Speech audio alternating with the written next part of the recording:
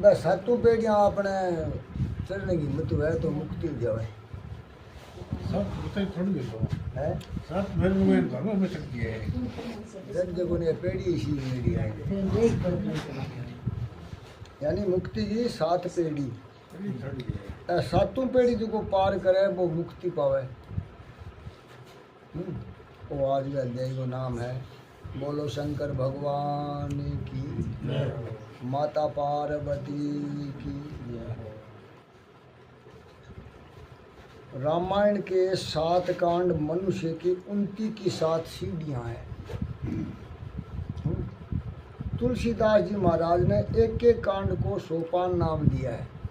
यानी रामायण में जो का 7 कांड है मान एक एक पेड़ी मानी है। सोपान अर्थात सीढ़ी, श्री राम के चरणों में जाना है। ये 7 सीढ़ियाँ मनुष्य को राम जी जहाँ विराजते हैं वहाँ ले जाती है,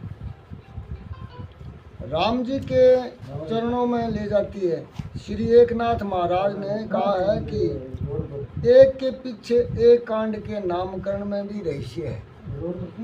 अब पहले रामायण में बाल कांड है नी, रामायण के पहले कांड का नाम है बाल कांड।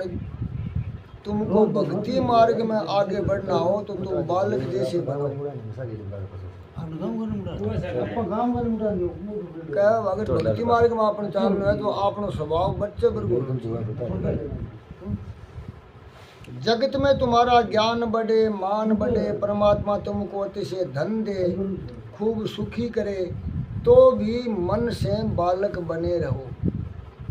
अपन परमात्मा सो की दे दे वकील बना दे बने, लेकिन आपनो मन जो कोई बालक वर्ग होना चाहिए। जिसका मन बालक जैसा है उसकी भक्ति भगवान को प्रिय है। बालक का मन निर्दोष होता है।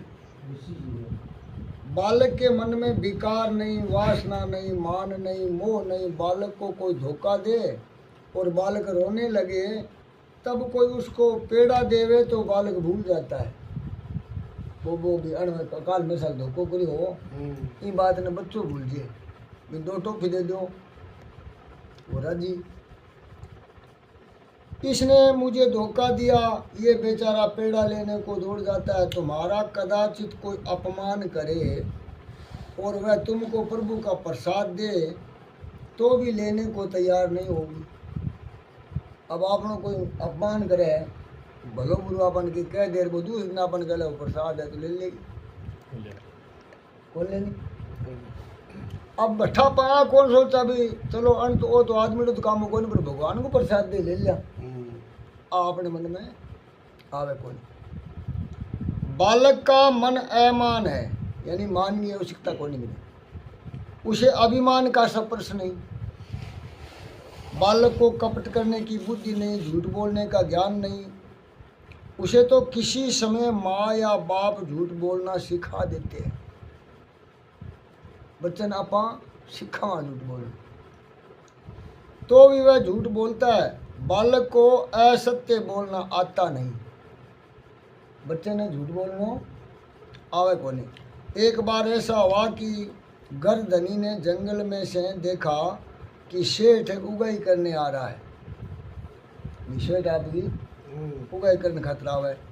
घर में 3 वर्ष का बालक था। उसे कहा कि बेटा तू बाहर जा और पहला सेठ आता है उससे कहना कि मेरा बाप घर में नहीं है। बालक ने कहा पिताजी तुम तो घर में हो, तो ठीक खड़े हो, तो मैं कैसे कहूँ कि घर में नहीं। बाप ने कहा मैं तुझे पेड़ा दूंगा। पेड़ों देशो मत नहीं, तू बाहर जाकर ऐसा बोलना कि मेरा बाप घर में नहीं। वह बालक बाहर आया और सेठ से कहा कि मेरे बाप ने मुझको कहा है कि मैं तुझे पेड़ा दूंगा, मेरा बाप घर में नहीं। बता दिया ये बता दी। बालक में कपट करने की अकल कहाँ है। उसको झूठ बोलने का ज्ञान नहीं है। ये भोला है, सरल है, इसी से तो बालक भगवान को प्यारे लगते हैं। श्री कृष्ण को बालक के लिए माखन चोर कहलाते हैं। वो माँ खाती चोरी कर तो वह कहते हैं लोग भले ही मुझे माखन चोर कहे, परंतु मैं बालकों को माखन खिलाऊंगा। बालक की दृष्टि और मन इतने अधिक शुद्ध होती है कि उनको देखने वाले का भी मन बिगड़ता नहीं। दृष्टि बालक जैसी रखो। बालक की आंखें निर्दोष होती है, दोष मनुष्यों की आंखों से मन में आता है। पहले कोई दोष है, कोई पाप है, वो पहले आंख में आस, आंख में डाक ले जाके देवा मन में, पर मन तो वह कागज फरोड़ ले सारा। इसलिए दृष्टि के ऊपर अंकुश रखोगे तो जीवन निर्दोष बनेगा। अपन सबसे पहले दृष्टि ही सुधारनी। जैसी दृष्टि वैसी सृष्टि।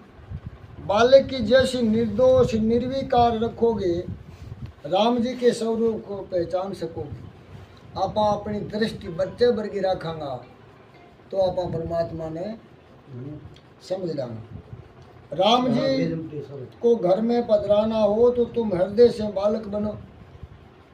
भगवान ने बुलाना है तो हृदय से बच्चा बन जाओ। बालक जैसे निर्दोष और निर्विकार बनोगे तो राम जी को ठीक लगेंगे। बड़े बड़े संतों का हृदय बालक जैसा होता है। बाल कांड हमको बोध कराता है कि मन, वाणी और क्रिया एक रखो। आपनो करनो, कहनो, बोलनो एक होना चाहिए। बोलना जिया ही करनी होनी चाहिए अपनी, और करनी है भी बोलना चाहिए अपने। वाणी और क्रिया एक हो तभी भक्ति में आनंद आता है। तो अपन भक्ति में आनंद आओगो, रस आवेगो। मानव भक्ति नहीं करता ऐसा नहीं, वह भक्ति करता है परंतु सतत भक्ति करता नहीं। अब आप राम राम तो करा पर वो 100 टिकन को लग। इसका कारण ये है कि उसे भक्ति में आनंद आता नहीं और फिर वह भगवान की भक्ति छोड़कर संसार के विषयों में आनंद लेने चला जाता है? फिर वो संसार का मुड़ जाओ। भगवान मानव को भक्ति में आनंद आवे तो वह भक्ति छोड़े नहीं। जे अपन भक्ति में आनंद आवे तो अपन छोड़ सकेंगे को नहीं। भक्ति में आनंद उसको आता है जिसके मन, वाणी और क्रिया एक होती है।